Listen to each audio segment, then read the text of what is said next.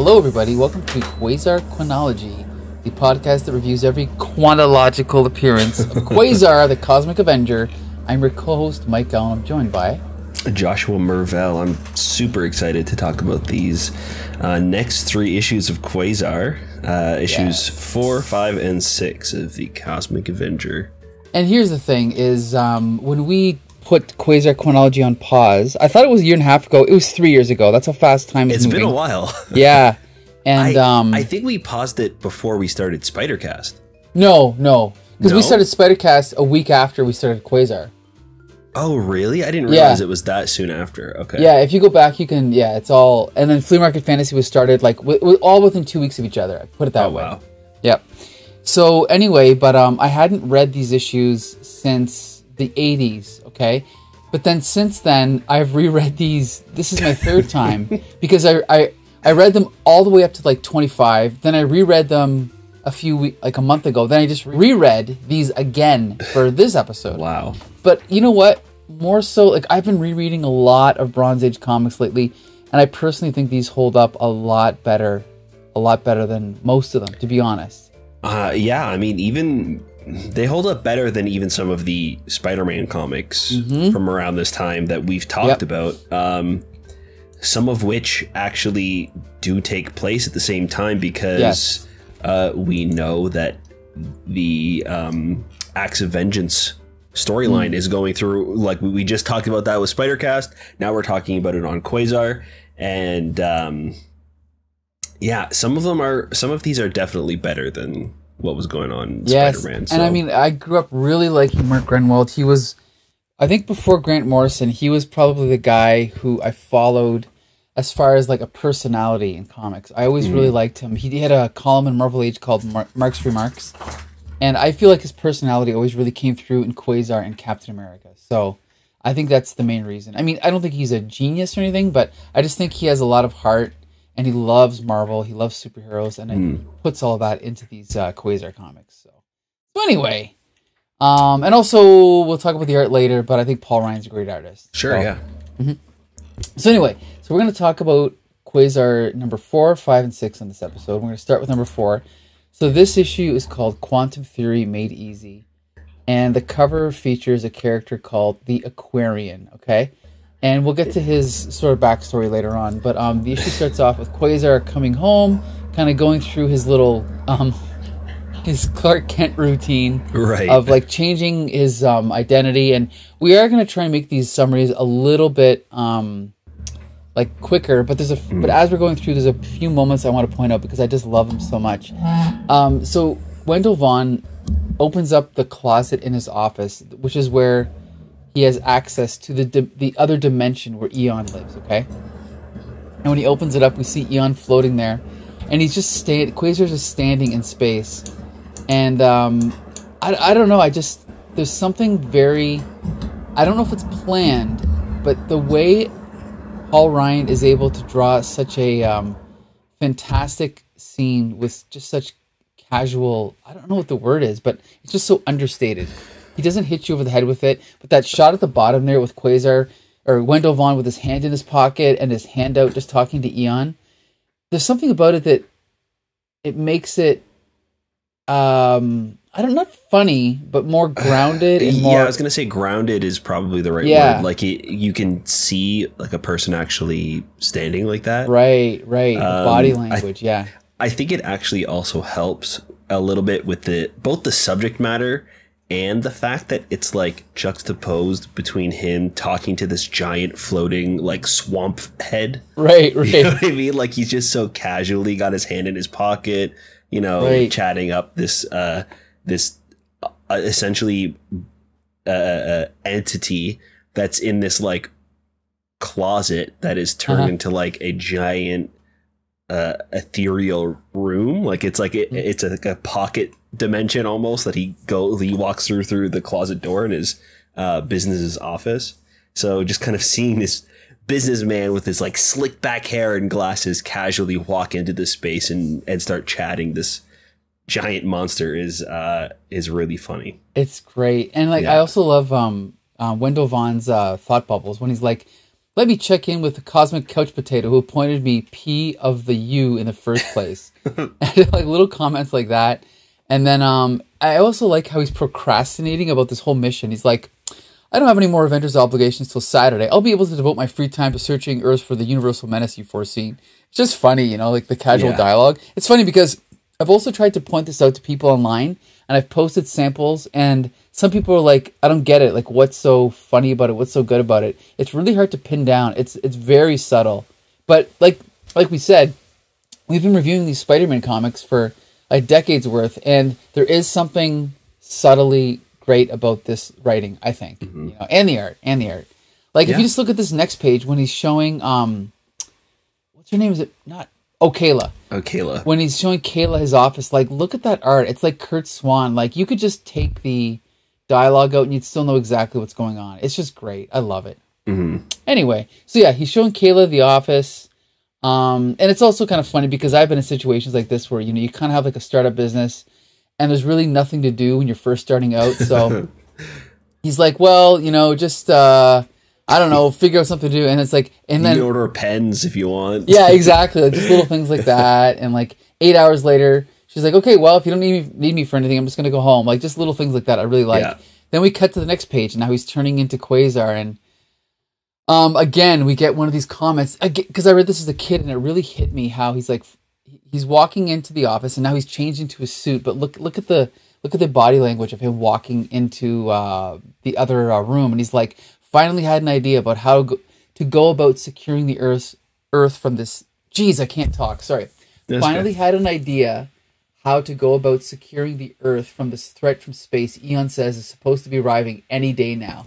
Now, again, maybe I was reading too much into it when I was a kid, but I always thought that was funny the way he says any day now. It's like he's waiting for a package to come from Amazon, you know? Right. Like, it's not... It's talking about a cosmic menace, yes. And then, so we get this great shot of Eon creating this projection of the Earth and showing Quasar where all of the extraterrestrial presences are on Earth, which I think is cool. It's almost like Cerebro. Yeah. Right, exactly, yeah. And then of course, you know, then Quasar's like, wow, I didn't realize there were so many. And Eon's like, you should have seen it a few years ago when the dire wraiths had infested your globe. Dire Straits? Never mind. Now, you know who the Dire Straits are, right? Yeah. Okay. Because for younger listeners, they're a pop band from like the 80s. What was I don't remember their big hit right now, but Dire Straits. Was it? It doesn't matter. We'll check into it later. Okay.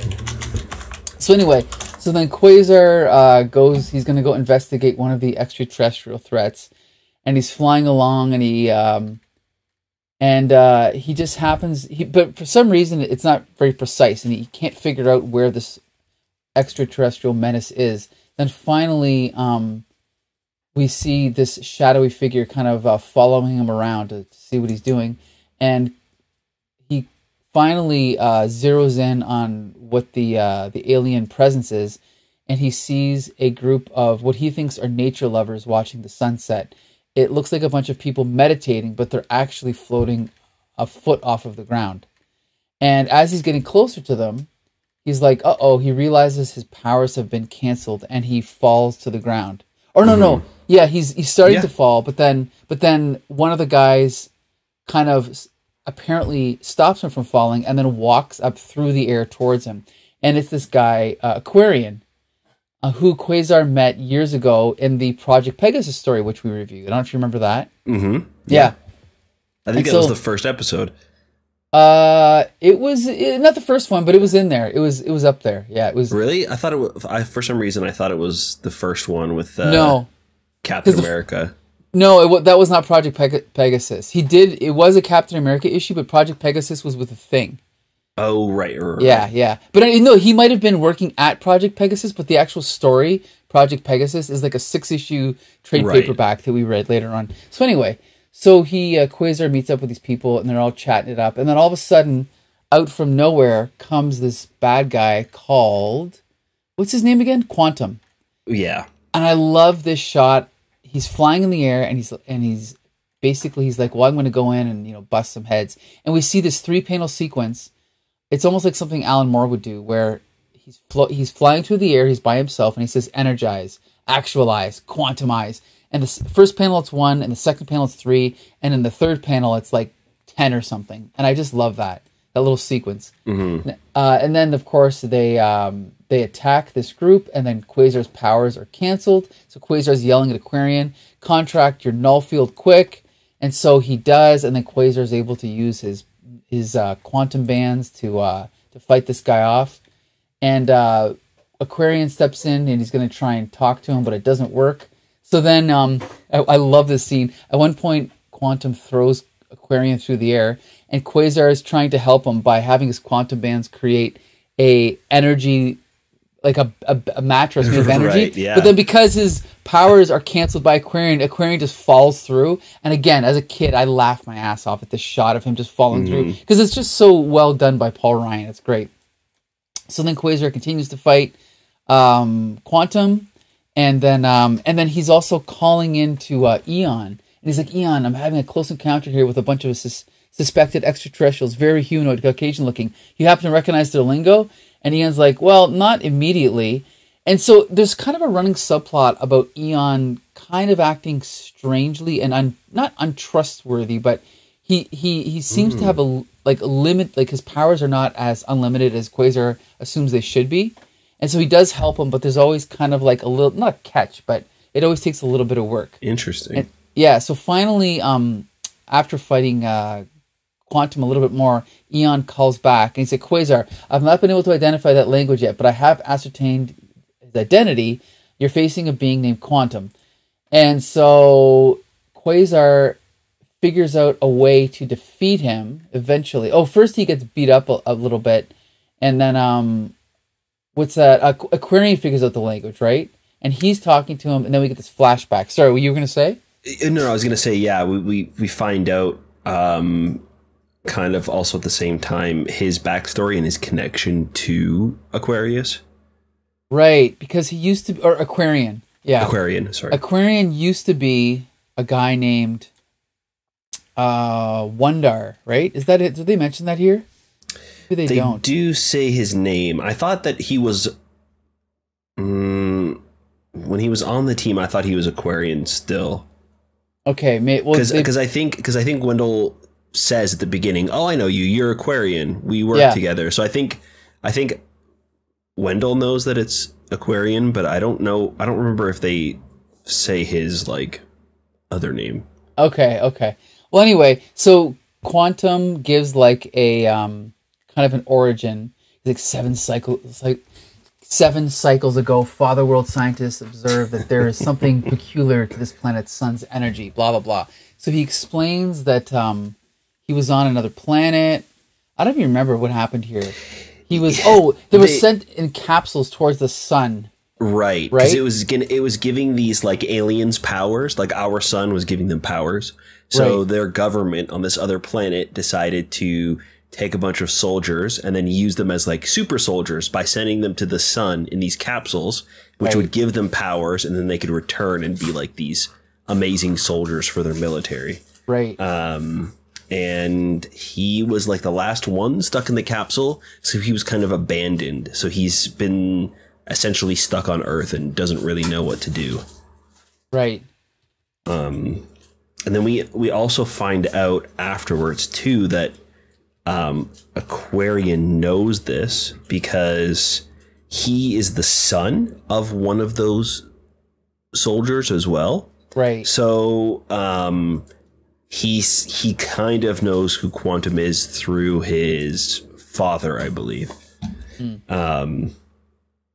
But as that kind of is going on, Quasar is able to kind of put together how to defeat this guy because he is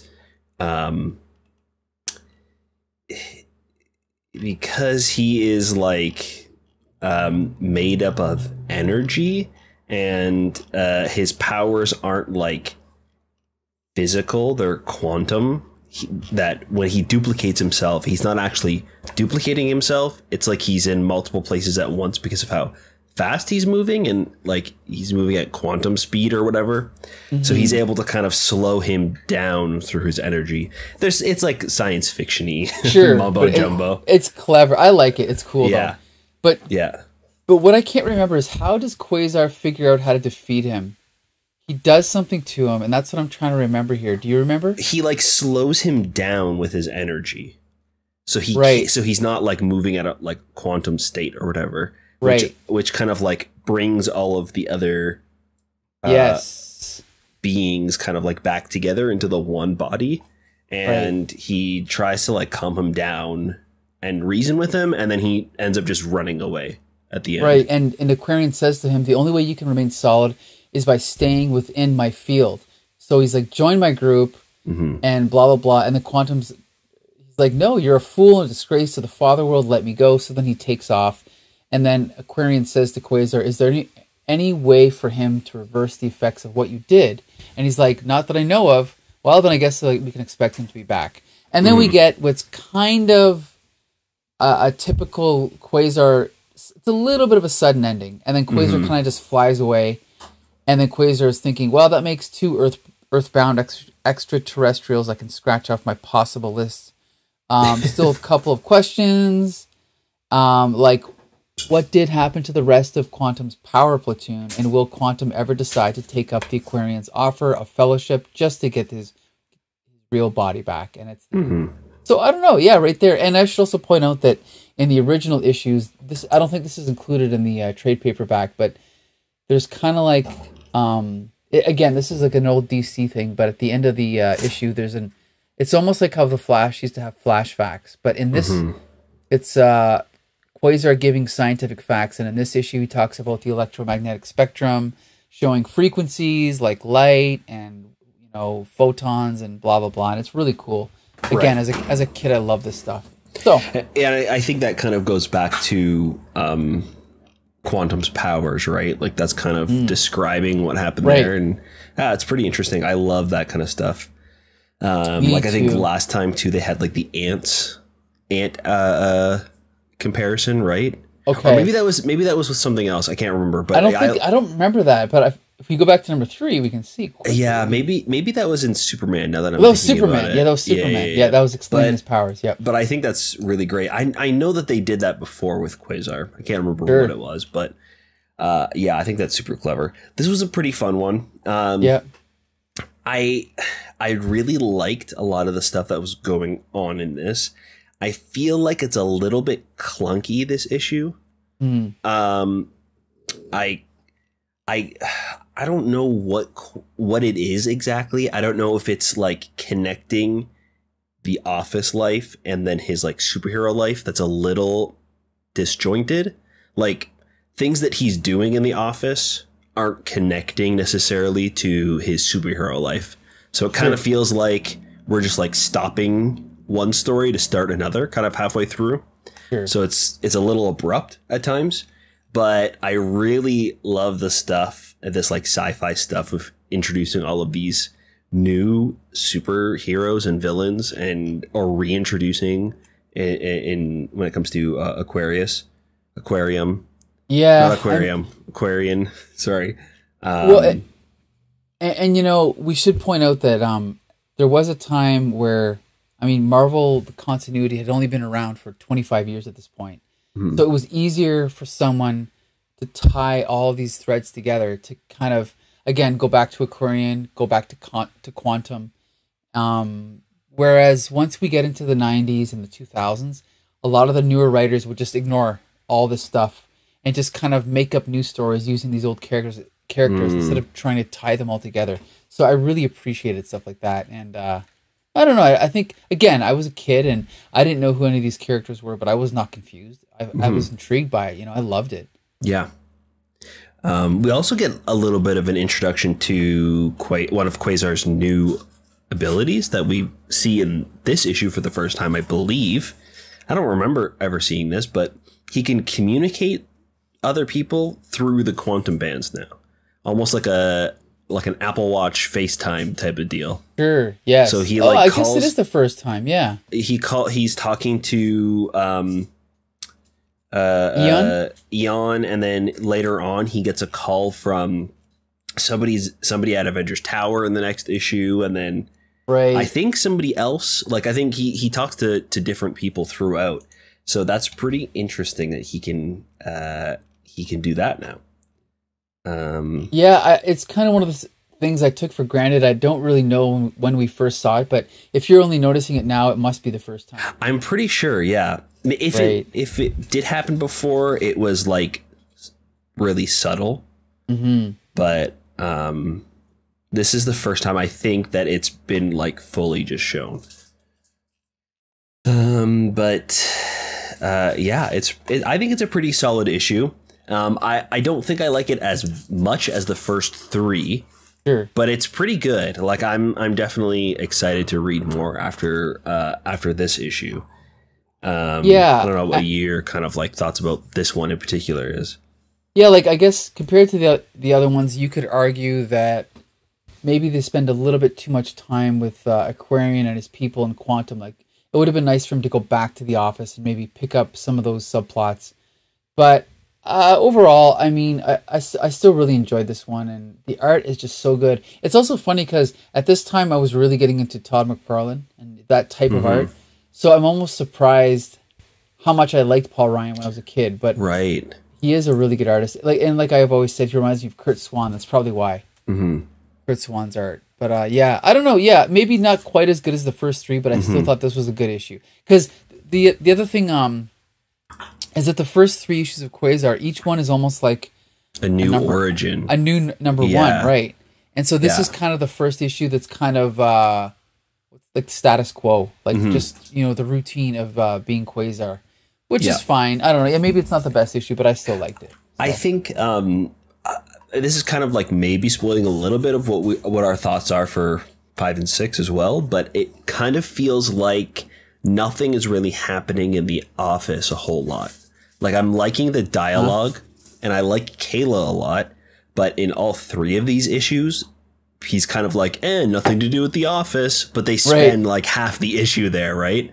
So I kind of wish that maybe some of that weird dialogue was connected somehow. Like maybe Kayla is sitting there, she doesn't know what to do on her first day, so she's like reading the paper and she like reads the horoscopes or something, and it somehow connects to Aquarian. Yeah, like you know what I mean? Because it is based off of Aquarius, and even like later on, like when he shows up to the compound or the beach or whatever with all of those people in the crowd are asking him what his star sign is and everything. So it could be kind of interesting that like he gets some sort of like knowledge or something in his personal life is connected into the like bigger conflict of things. Yeah, that's not a bad idea. And also even just like to think of it as a sitcom, maybe Kayla not knowing where he is, like, hey boss, knocking on his door, and a little bit of that, like maybe he's gone to add tension to the story. Maybe he's gone just a little bit too long.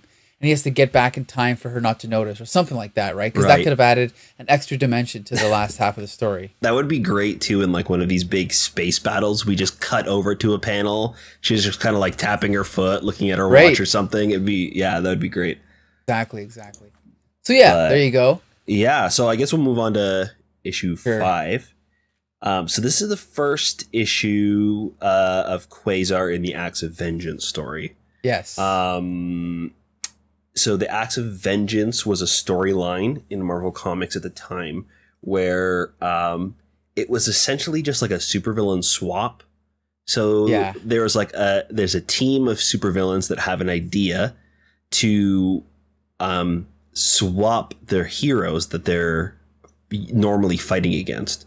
So like Doctor Doom would go and fight Spider-Man, and then Green Goblin would go fight the Avengers or whatever, you know, like they would all kind of like move over and fight different people. And it was kind of just like essentially just a reason to do a big, a big crossover like event type thing. We talked about it quite a bit in Spider-Cast, and it's not great. I think, doesn't Daredevil fight like a giant stapler or something ridiculous? You know, Becca said that. I don't remember that. Yeah. Maybe she's thinking of no, that's Inferno. That was Inferno. Yeah. No, in Acts of Vengeance, I think Daredevil fights, maybe is it Mephisto? Oh, okay, interesting. I think it's Mephisto, That's kind of a cool idea. Yeah, very.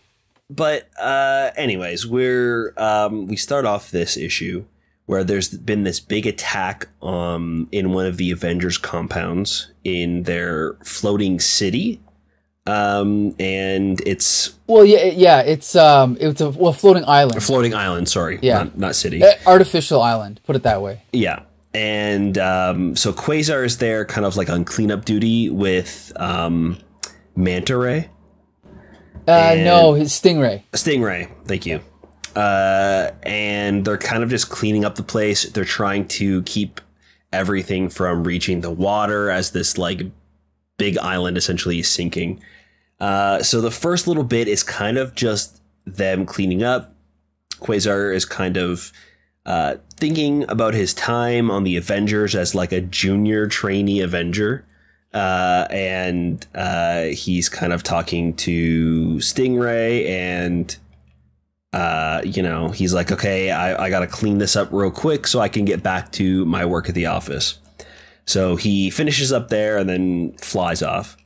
We cut over to the Absorbing Man as he kind of like forms back for the first time after his last fight with the Hulk. And we see this guy in a white trench coat and hat.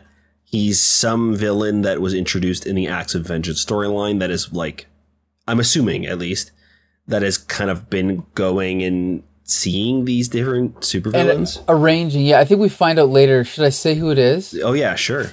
I'm pretty sure that's Loki. Oh, that makes sense, because what we see is he walks up to the Absorbing Man and he enchants his wrecking ball and essentially gives him the power of Thor's Mjolnir. So he can swing this ball and chain around and then point it in the direction he wants to go, and he will fly away in that direction. Right. So after getting this power, we see that he is swinging back to New York City. Quasar is changing back into Wendell Voss and Vaughn. Yeah. Wendell Vaughn. Wendell Vaughn, sorry. Yeah. Wendell Voss. I think that's a Star Wars character. Wendell Voss or just Voss? I think Wendell Voss. Okay. I don't know. Wendell Vaughn.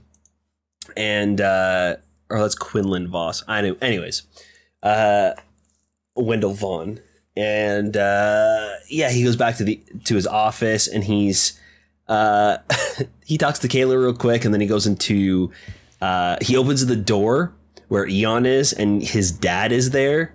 Yes. Kind of like interviewing him and like not interviewing him, but like taking lessons from Eon and learning about space and stuff.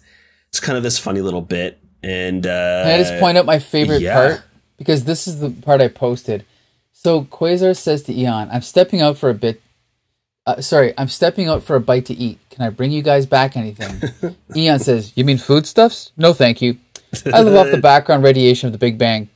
Okay, well, see you later. It's so great. I posted it online, and one of the guys was like, I don't get it. What's so funny about this?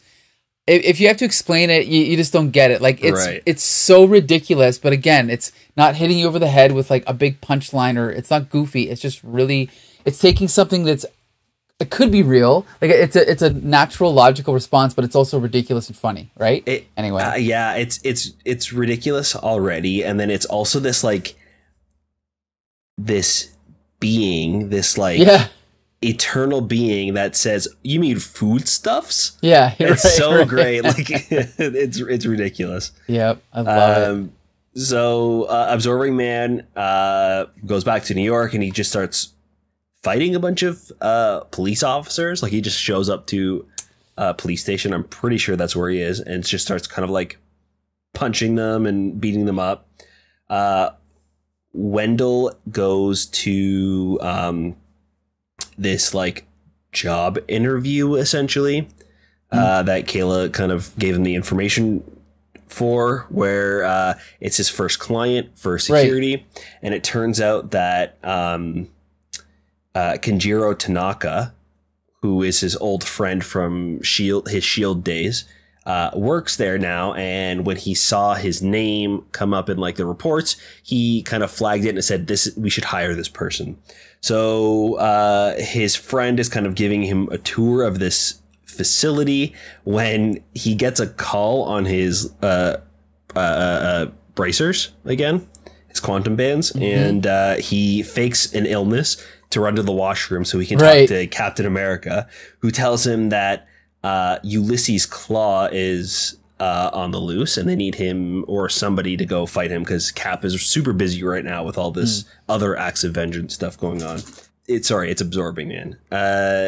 So he flies over to where Absorbing Man is, and he shows up and he starts shooting energy blasts at him. He makes this giant like anvil and crushes him, and then crushes him into the ground, and then puts a bubble around him and tries to like bring him to the Vault prison. I think it's the Vault that he mentions. I think so, yeah. And Absorbing Man ends up absorbing his energy from the bubble, like Quasar's from Quasar's quantum bands. So he's able to kind of turn into this like energy thing. He's able to escape that way. And then later on in their fight, he grabs onto the gems of the quantum bands, turning into this gigantic... Yeah? Well, I was going to say, which is interesting because you'd think that he would absorb the energy and become like an energy creature. Right. But it's also interesting because I used to think of the quantum bands themselves as being all gold.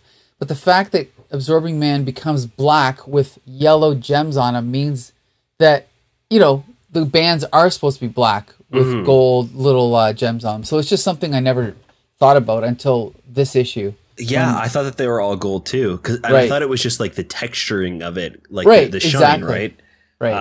So yeah, that was pretty interesting. So he turns into essentially a giant quantum band. He's like this black iron material, and he's got these gold gems all over him. And he starts flying up into space, and then turns around and starts heading towards the city to wreak havoc. And Wendell has to think fast, so he uses his quantum bands to transfer energy to Absorbing Man, like the bands do, and essentially overpower it, like what had happened to all of the previous users of the quantum bands, where they would use too much energy, and it would like essentially make them explode from how much was absorbed inside of them. So by the end of this, he puts so much energy into the Absorbing Man that he explodes, and Quasar scoops up his wrecking ball and brings it to Captain America to kind of like put away safely, and Captain America kind of gives him a job well done, and we kind of like end it right away. And we should point out that Quasar did feel guilty about it because he didn't want to kill this guy, but he did save 8 million people by doing it, you know? And it's funny because even at the end, when he gives Cap back the wrecking ball, he's like, I think, because, you know, Quasar is supposed to be younger, even though we don't think of him as being younger, but he's like, I think I may have killed him, sir. And Captain America's like, well, I wouldn't be too sure of that. Crusher Creel's one tough customer. He survived a lot worse. We can make a full investigation as soon as time permits. Again, a little bit of a, not a rushed ending, but a little bit awkward of an ending, the way it ends on Captain America's speech bubble. But I still like the fact that Quasar feels a little bit guilty, and Captain America is kind of like reassuring him a little bit. I thought that was cool. But anyway, I would say this is kind of a typical superhero fight, and it's kind of a typical Acts of Vengeance crossover, but there's little things about it that make it, I think, stand out a little bit, like just opening up on, again, picking up on a subplot from Avengers, in this case Avengers 3:11, where the floating island has been just kind of wrecked, and they're just the fact that they spend the time to show them cleaning up the mess. I just love little touches like that, you know? And like sorry, go ahead. Even connecting it back to an issue of the Hulk with Absorbing Man, like they seem to be kind of connecting him throughout the universe. Yes. And yeah. I was going to also point out that Mark Gruenwald was not just a writer. He was, I believe, he might have been an the executive editor. Like, it doesn't say it in the credits, but if Tom DeFalco was the editor-in-chief, then Mark Gruenwald was, I believe, the second in command. And he was even expected to take over after Jim Shooter was fired as editor-in-chief, but it just didn't happen. But he was kind of overseeing everything, and he was known as like the continuity cop, and he helped write the Marvel Universe handbook and all that. So I think he was keeping track on the subplots of every book, which I think was so cool. That's awesome. Yeah.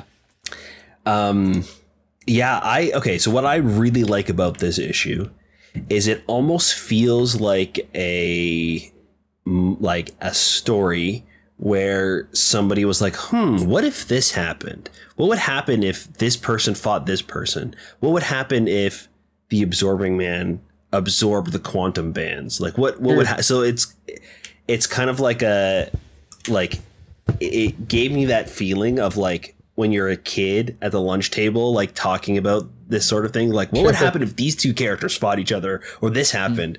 But they were able to finish it in a really like satisfying way and connect it to the story. And it's not just like a fun action figures like slamming up against each other.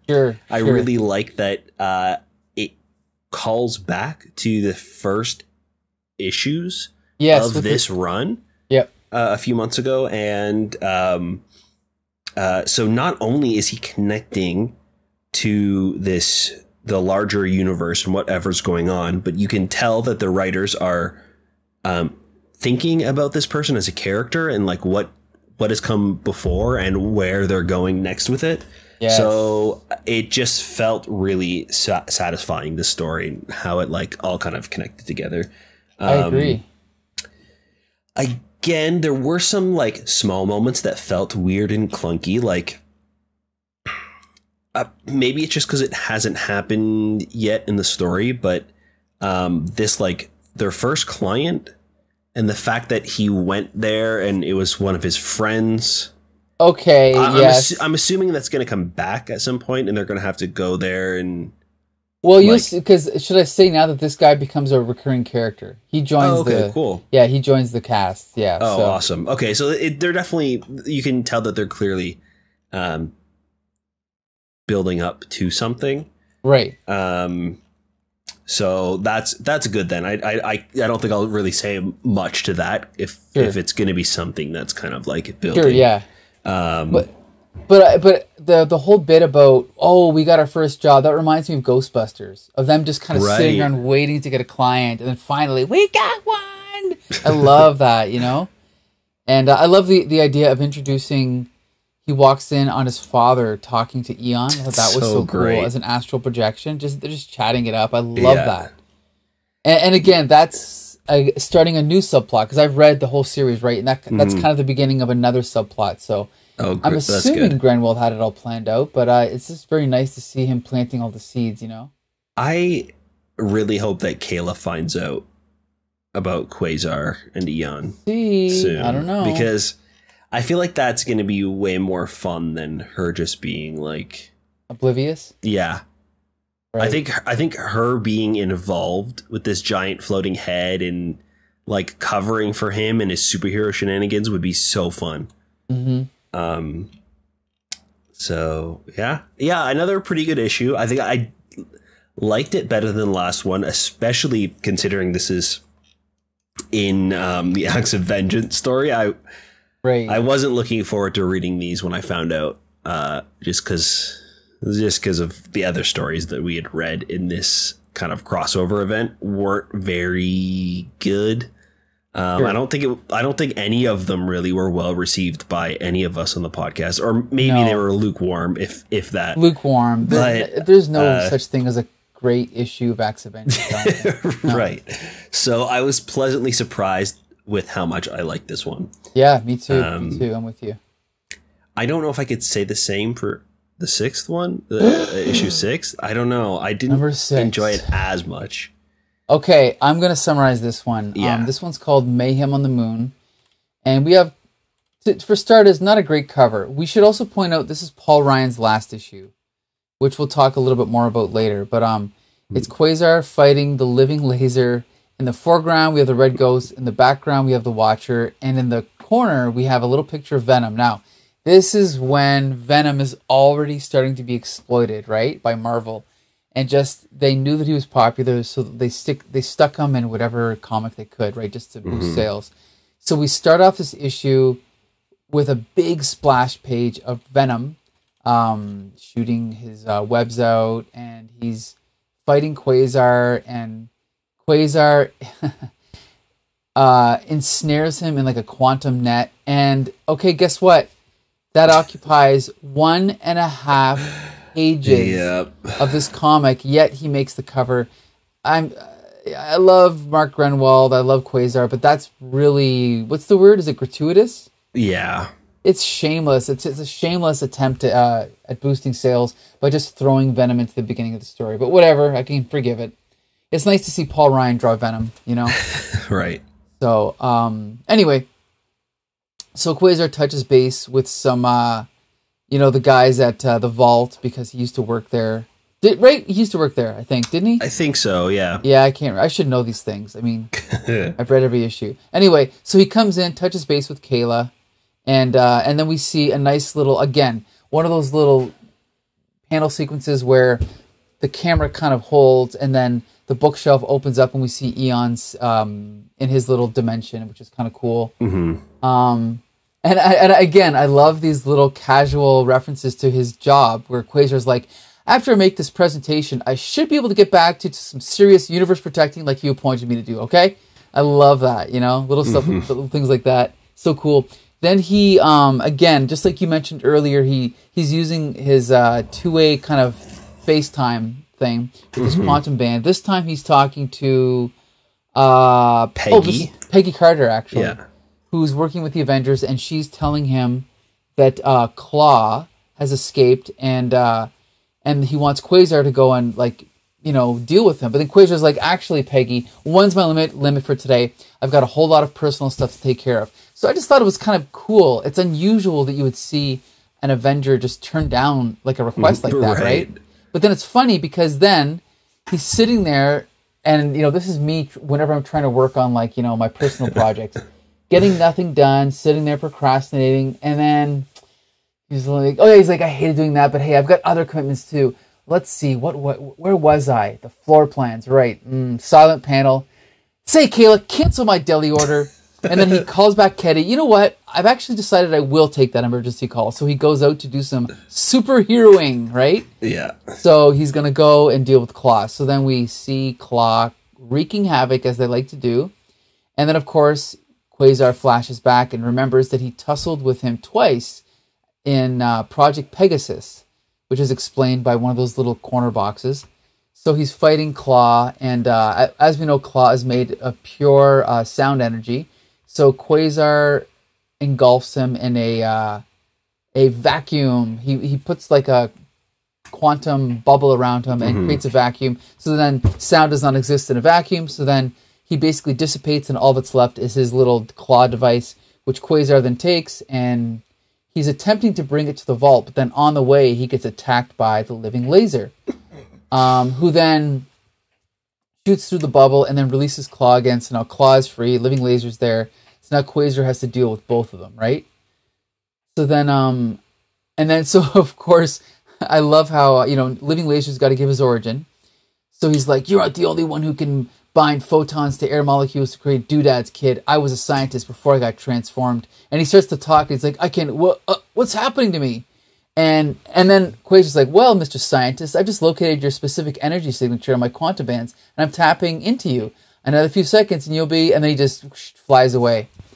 And he's like, "Whoops!" He slipped away before I could fully vacuum him in. And so then he's like, and traveling at the speed of light, he's pretty fast in the slipping away department. Again, I love the incorporating actual scientific laws into this little adventure. It's pretty cool. So he's like, okay, well, he's got to go follow him. So then he's like, unless he's got homing devices like I have, it would be pretty risky to find your way back once you're way out into the interstellar void. And this is also something that they don't really talk about in superhero comics, when people fly out into space. They addressed this once in an issue of Starbrand, where Starbrand flew out outside the solar system, and then he's like, how the hell do I get back?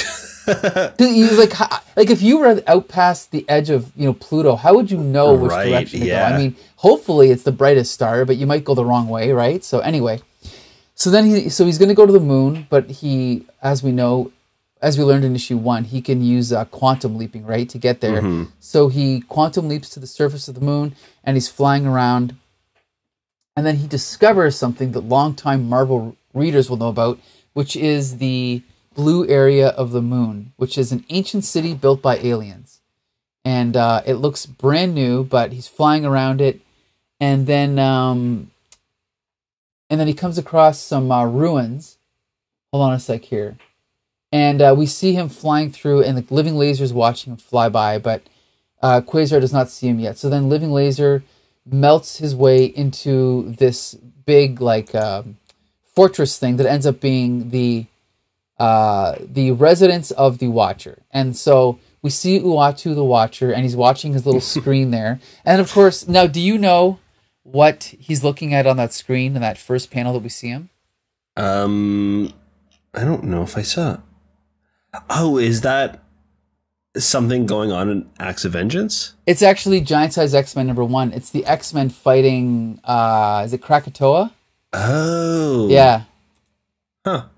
Yeah, pretty cool, eh? That is pretty cool, yeah. So that's probably like a what if or something of the X-Men in another dimension. Right. So anyway, so then we see another character who's kind of walking around in the alien citadel, and this is the Red Ghost, who you and I came across in that issue of Amazing Spider-Man we reviewed, remember? Right, yeah. Which is the second Spider-Man comic I ever bought, but anyway. And so then Red Ghost notices Living Laser flying by, and he's like, oh no, he's going to ruin everything. So then Quasar flies down, and he contacts Eon, and he's like, hey, say Eon, know anything about an alien on Earth's moon? And Eon's like, yes, Uatu the Watcher dwells there. He is a member of a race of nearly omniscient, vastly powerful beings, blah, blah, blah. So he's explaining to him what's going on. And again, as a young reader, you're discovering all this for the first time too. So it's kind of cool. You're seeing the Marvel Universe through Quasar's eyes, right? So it's kind of nice. And this is cool. Again, using the science, Quasar goes inside, and he's like, the portal opened up when I tapped it. He's like, wow, this place looks a lot bigger on the inside than it did on the outside. It must be a tesseract. And of course, we find out that a tesseract is a hypothetical fourth dimensional object, right? So there's like extra dimensions in there. That's why it can be bigger on the inside. It's so cool. So finally, he tracks down the Living Laser, and he comes into, this is nice. So he comes into this big area where the Uatu is standing, and now we see on the viewing screen, and again, this is in the background. It's not part of the plot, but we see more. They must love X-Men here, because now I believe this is the story where Thunderbird dies. This is like X-Men number 95 or something like that, 94, 95. But anyway, so I love this too. So Living Laser glances over at the viewing screen, and he's like, that circle, it looks like it's a window into another world. And then he goes, what if? Which is, of course, a reference to the What If comic where Watcher would watch other dimensions. So then Living Laser flies into the portal, right? And Watcher does nothing, right? Because he's not supposed to interfere with anything. He doesn't say anything. Quasar's standing there, and he starts to talk to Uatu, and he's like, Watcher, sir, I'm sorry about the intrusion. And he's making this big speech, but then without even saying anything, Uatu just waves his hand, and then Quasar's all of a sudden outside of the Citadel on like the other side of the moon, basically, right? Not the other side, but he's really far away. Yeah. Yeah. So he's like, well, okay, that happened. And then Red Ghost shows up, and they start fighting, and Red Ghost is like, you idiot, you've ruined everything. If not for you two, the Watcher would have never have known enough to expel me from his stronghold. He takes a shot at Quasar. Quasar puts him in a bubble, but then Red Ghost just walks through it, and he's shooting him, but it's not affecting him, because Red Ghost can turn intangible. And then how does he end up defeating him? I think he ends up just punching him a bunch. Yes, but then I love this scene. It's like, it's almost, I think, I'm going to assume this is influenced by Jim Starlin in the 70s when he was doing Warlock. So Quasar's fighting Red Ghost, and then he's like, hey, what's my aura? And then we see this 3-panel sequence. It's one continuous scene, but Quasar's moving in each panel. So he's like floating, falling, and then in the last panel, he falls and hits the ground. Again, that's something Jim Starlin would have done in the 70s, and then Alan Moore picked up on it and used it in a lot of the comics he was doing at this time. It's really cool. So then Quasar falls down, and Red Ghost assumes he's dead. So then he goes to pull off Quasar's quantum bands, but then Quasar was faking the whole time, and he ends up incapacitating Red Ghost because Red Ghost had to turn tangible to try and pull off his quantum band, right? So he tricked him. It was great. And so then he wraps Red Ghost up in a quantum bubble. He's flying away from the moon, and then we get a little joke at the end. He's kind of thinking to himself, and then he says, "As for you, Mr. Watcher, watch this." And then he quantum leaps, and we see like a little gag where we see the Watcher's face like the man inside the moon. Yeah. Yeah, I love it. So yeah, and that's the end. So yeah, I like this issue. Again, more so because I know that you said you didn't like it, but I actually liked it kind of more because they got so much into the science fiction stuff. But I like the science fiction stuff that they talk about in this. I just feel like so much happens and it feels a little convoluted how they even got him out into space. Like, he's fighting Venom at the start, which is kind of just like a gag, I guess, right? Because he's fighting aliens, so he quickly fights Venom. And then he has to go fight Claw, which connects him to the living laser, which connects to then connects him to like the Watcher and Red Ghost. Like, it just feels kind of like a lot happening. We don't get a conclusion for Claw or the living laser. They're kind of just gone, you could argue right? That. Like, yeah. So it's just like, I don't know. It feels like a strange hodgepodge. Yeah. I like the idea of him like tricking Red Ghost into turning tangible. Yes. That's pretty interesting. But I think the stuff with Claw and the living laser is kind of just whatever. I don't know. It's just like fine. I think if the story was more about him, maybe even tracking the Red Ghost. Sure. You know what I mean? Like maybe the Red Ghost is kind of like, there's a weird blip that was on Earth and now it's on the moon. So after talking to Eon, he's like, I've got to go check this thing out on the moon because this alien life was here and now it's on the move.